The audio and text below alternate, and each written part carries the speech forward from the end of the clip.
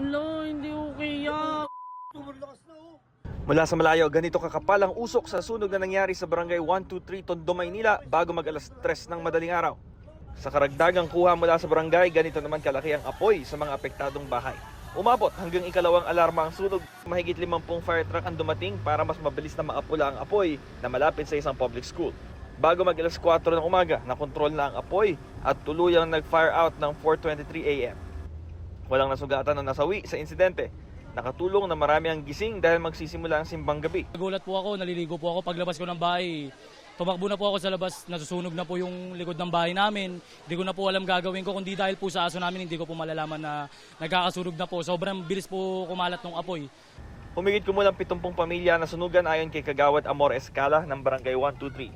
Ang estimated po namin is nasa mga 70 families po or pataas po. Ang nasunugan pong bahay nasa siguro mga 20 houses po.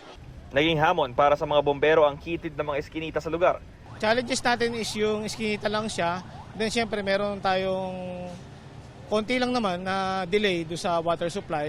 Kaya din po tayo nagtaas ng alarma kasi nasa tabi ng Tondo High, kung napansin niyo. Baka madamay yung eskwelahan.